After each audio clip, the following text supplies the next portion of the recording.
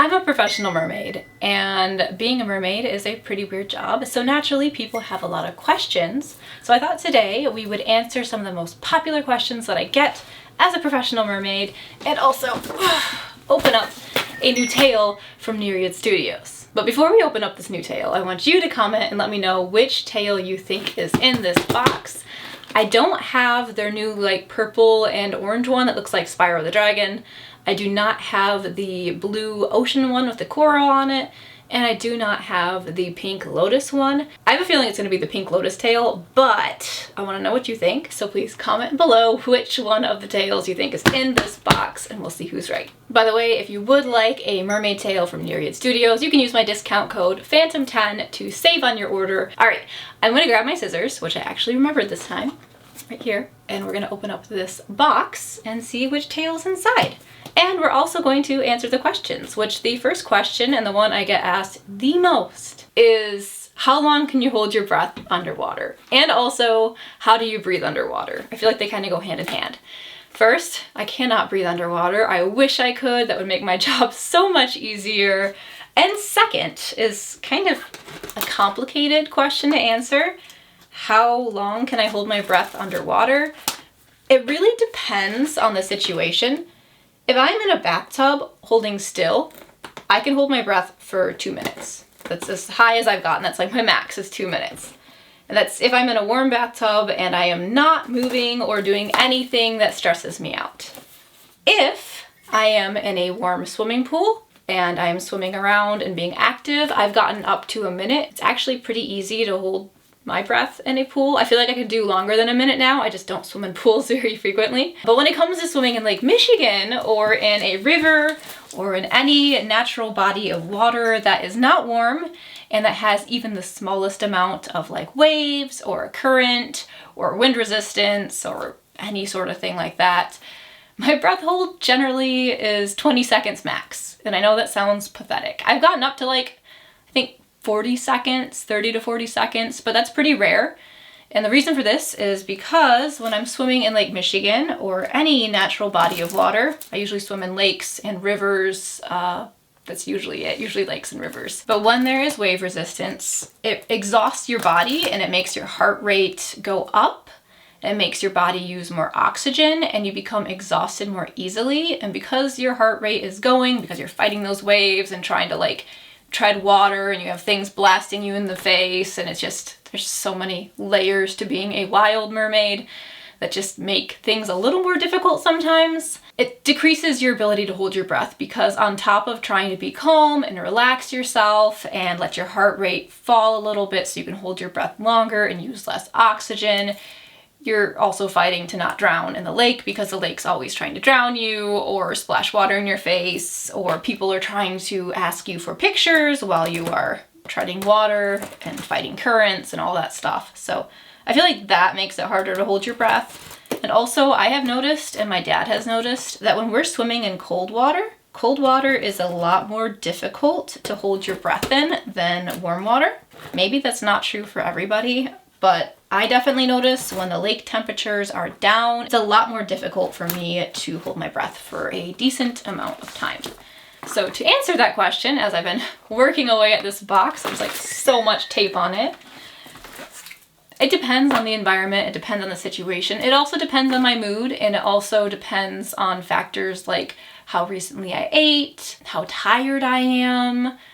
I feel like my cycle as a woman affects that to some extent because like hormones are crazy. I have something called PMDD, so my hormones get extra crazy sometimes, and it's just so much fun. But I feel like that definitely impacts like the way my body functions and probably my ability to hold my breath. So like it's just different all the time. But generally 2 minutes is max if it's warm water, and like 20 seconds is average for me.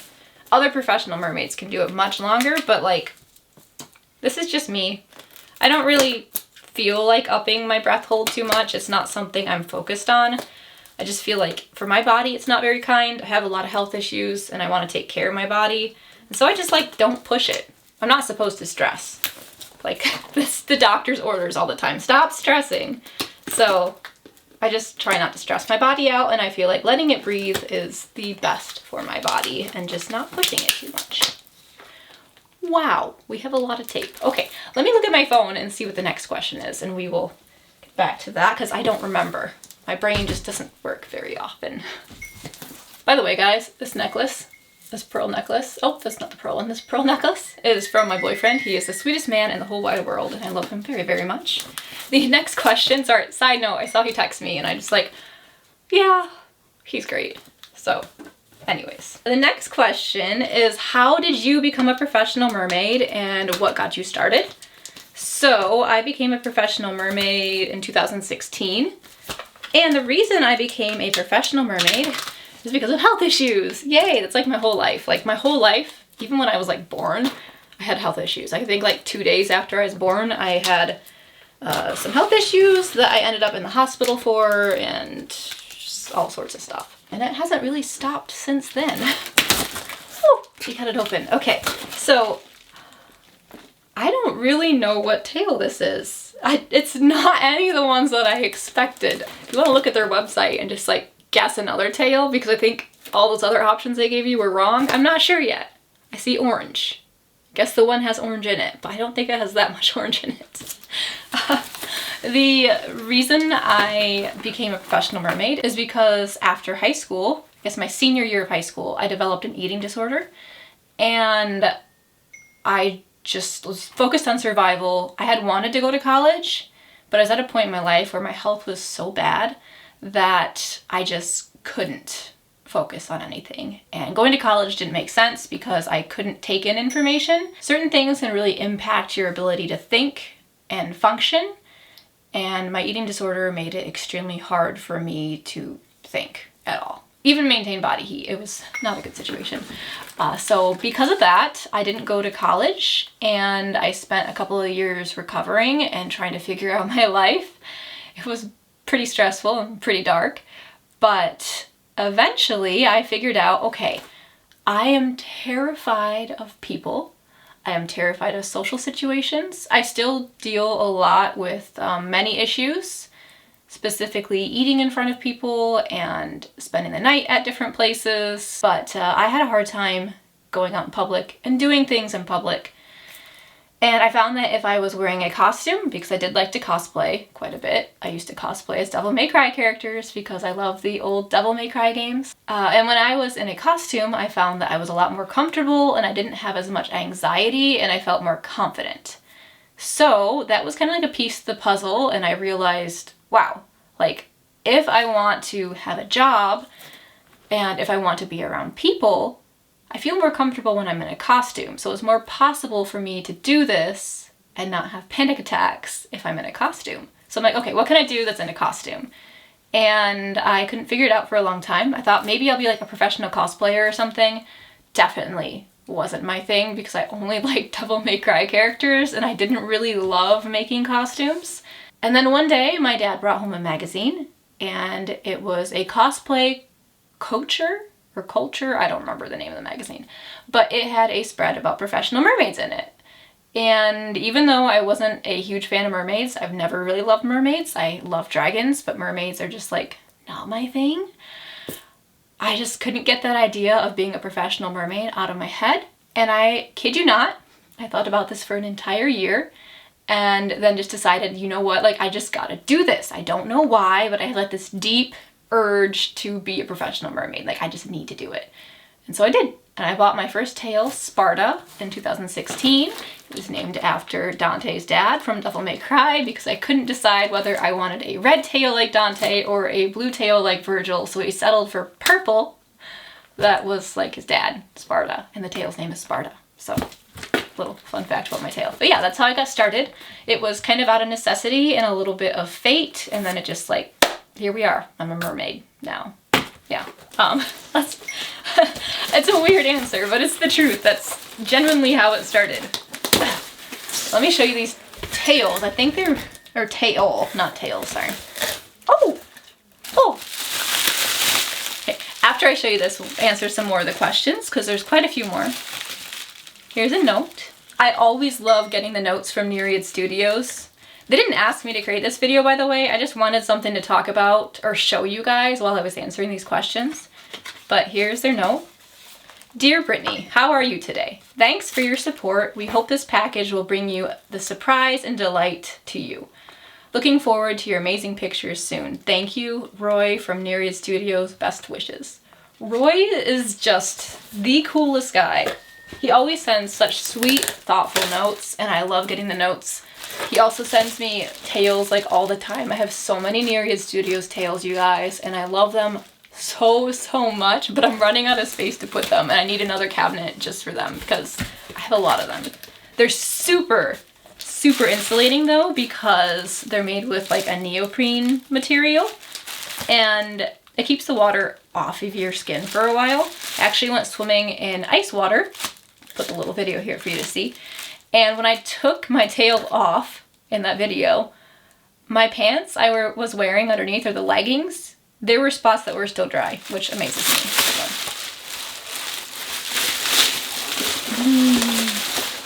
Oh, so you know how I said tails earlier? Wow. All right, we got not just one, but 2 tails from Nereid Studios. Today, I don't know that I'm gonna like lay the tail out and show it to you in like a cinematic way. I think I'm just gonna kind of show it to you here, since the main purpose of this video is answering questions. But we got this beautiful one. I'm so excited about this tail. It reminds me of Spyro. I love Spyro. I grew up playing Spyro, and actually, one of the first designs that I made for my original silicone mermaid tail before I decided on getting my Sparta tail was a Spyro inspired tail, because when I was a kid I used to pretend to be Spyro in the water. I didn't really play mermaids much. We did sometimes, my sister and I, but most of the time I would pretend to be Spyro because I loved the underwater scenery and Ripto's Rage. I just thought it was so cool. So that was one of the original ideas I was really considering. And now I have a tail that is pretty much a Spyro tail, and I love it. I love the black markings. It's got like purples and oranges. You've got like a bluish purple on the scales. I don't know if you can see that. With the purpley purple. It's got a double set of fins like a dragonfly. Very fitting for the dragon theme. I don't think that's what inspired the tail, but in my mind it is a Spyro tail. And then we have the fluke, the glorious, wait, my arms aren't very long, I'm pretty short. The glorious long fluke.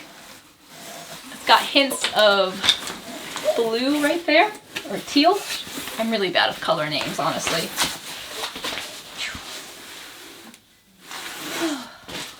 Oh, that orange is really fiery, look at that. I like that a lot. Oh, I like that tail.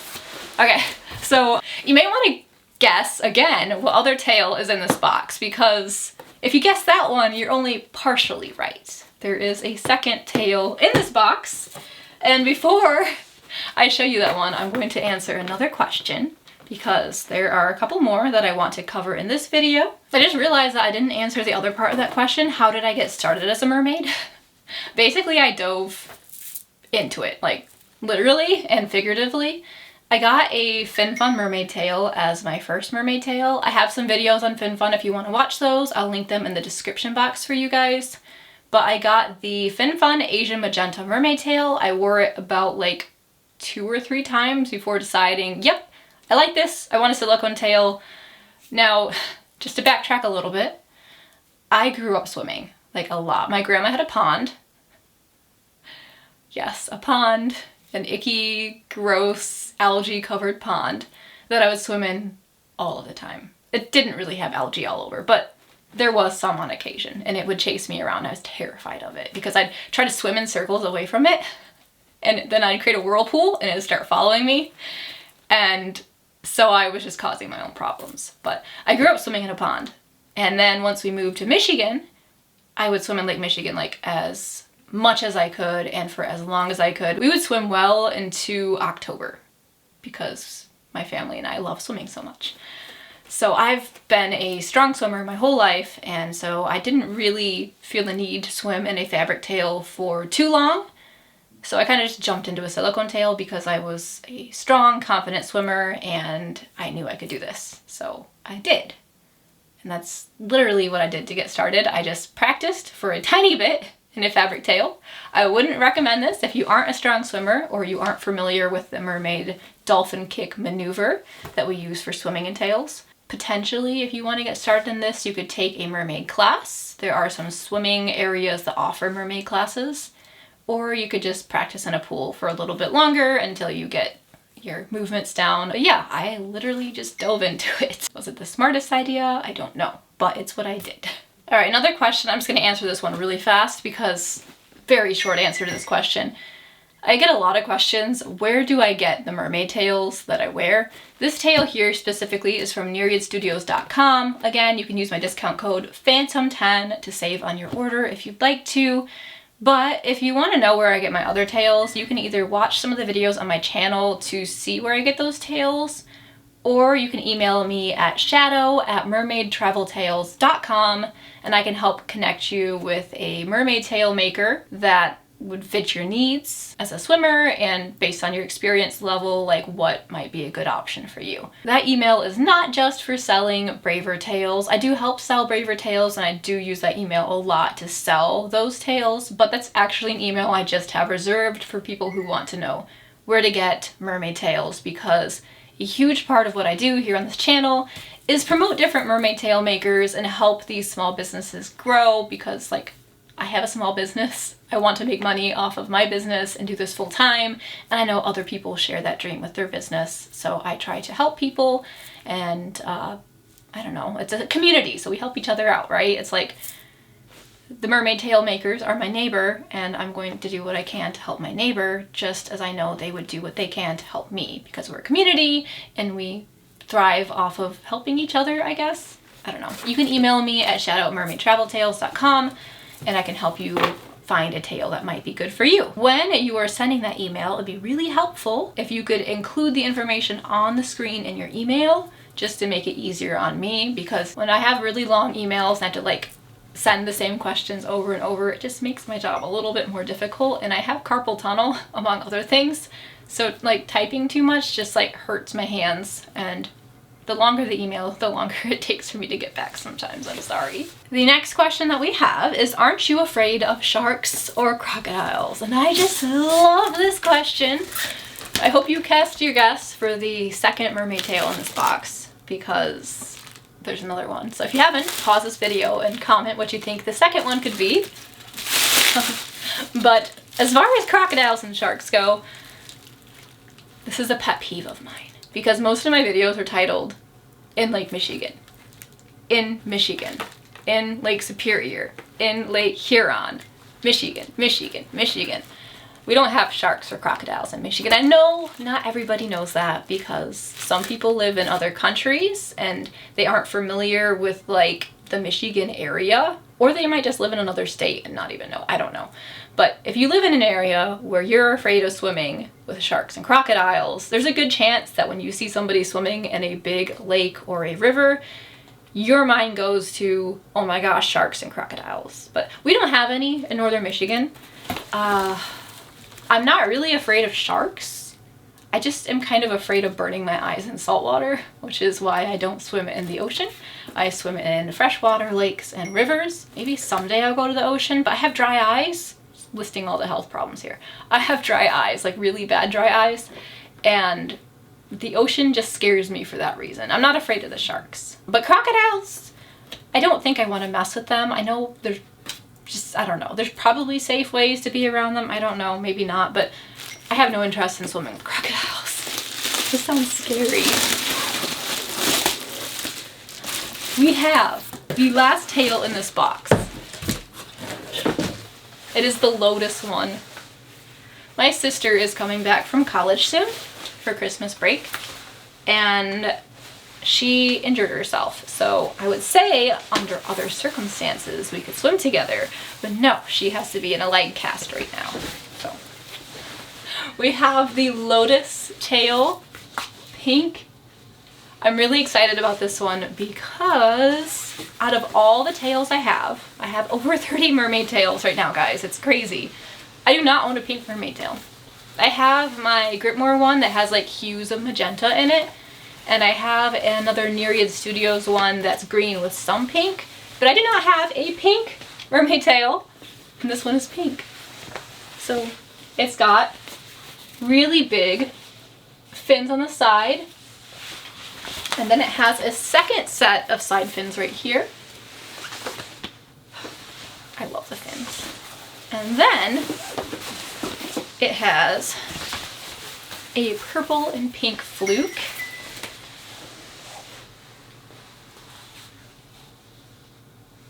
I don't know if you noticed or not, and if you can tell from the video, but there's kind of like a lotus design.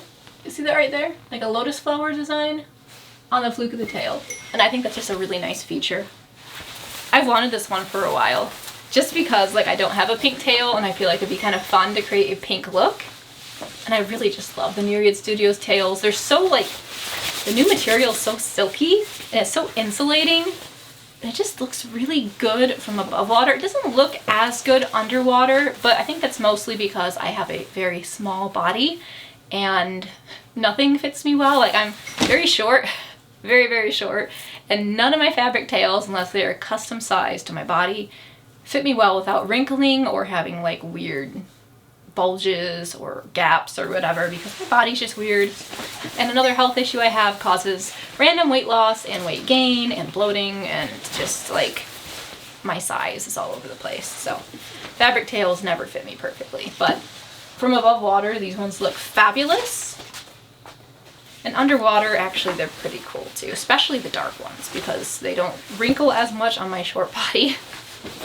But I really love these tails. I love how insulating they are, especially, and durable. I swim with zebra mussels and I stand on these tails sometimes, and I have not ripped any of these tails or cut them. And zebra mussels are razor sharp and they're horrible and I don't like them, but they're here now and there's nothing we can do about it. So let's answer some more questions. I would say we could try these on, but it is not possible for me to go and get a monofin from the basement and bring it up here to try these tails on with my camera setup, because there is a light there, there is a light there, and there are two tripods right there, and there is no space to sneak by. So that's just not happening. But I will answer the questions and you will have to see me wear these tails another day. Let's see what the next question is. All right, the next question is, how do you open your eyes in the water without goggles? I get this question so much. So in freshwater, first of all, it's not difficult because it doesn't burn your eyes for the most part. If you're in the water for a really long time with your eyes open, you'll start to get like kind of foggy vision and it will kind of hurt a little bit. Unless it's really cold, which I have swum pretty cold water before, it does not hurt my eyes when I swim in Lake Michigan or in freshwater rivers. But even with that, when I'm done swimming in a lake or a river or even chlorine, I take saline solution and I flush my eyes just to get any like algae or silt or sand out of my eyes, just because I want to make sure I take good care of my eyes. I did have eye surgery. If you want to watch that video about what my life was like before eye surgery and what kind of eye surgeries I had, you can watch that video. I'll link it in the description box. Again, all of the health issues. It's so much fun, isn't it? But I try to take really good care of my eyes because these are a gift to me and it feels so good to be able to finally see, and I don't want to ruin that. Now, as far as opening my eyes in a pool, that does burn a lot, and I actually charge extra for events. Pro tip here for any other professional mermaids. I charge extra for events that involve chlorine because it physically hurts my body, and sometimes it makes it difficult for me to do things for many hours after the event, up to a day or two after a chlorine event, because the chlorine really hurts my eyes.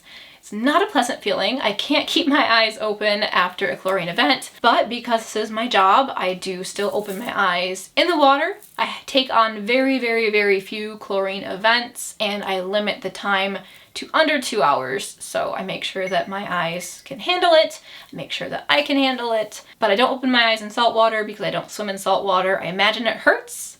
I'm terrified of salt water for that reason, because I have heard it does burn your eyes. I really don't know. But I guess to answer that question, I just open my eyes and it does burn sometimes, specifically in chlorine, but it's just part of my job. Just like all jobs kind of have unpleasant bits, that is just one of the parts of being a professional mermaid that's not so much fun. Some mermaids do wear goggles. If you need a good excuse, you can just tell kids, I'm wearing goggles because I am not born for swimming in chlorinated pools and they really hurt my eyes. I'm made for saltwater or freshwater or whatever your backstory is. The next question is another one that I get very frequently, usually from people who see me swimming like along the break wall or like at a beach somewhere, and that is, can you actually swim in those things? Meaning, can you swim in those mermaid tails? And I find that kind of funny because people watch me swim in them and then they ask me that question. I think what many of them mean is like, can you actually swim better than you normally would without a tail on? And the answer for me is it depends, because while mermaid tails do have monofins built in most of the time, or you will use a monofin with a tail skin, and those do help you swim, sometimes they can also cause some issues that makes it more difficult to swim. So if you are in a pool or a controlled environment and you're swimming in a mermaid tail, a monofin will most likely help you swim better than if you were just swimming without anything, like just using your feet to paddle or whatever. It'll at least help you go faster and it'll help you go further in the water in one breath hold, at least as long as you know what you're doing. But if you're like me and you swim in wild waters, sometimes a monofin can make it a little more difficult to swim. I have a couple of mermaid tails.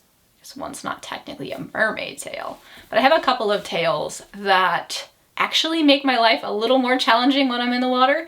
Specifically my giant black Mishi fins tail that I use for my shadow character. That tail is so beautiful. I'm so sad at the quality of that tail. It's been falling apart. The silicone on it isn't even cured.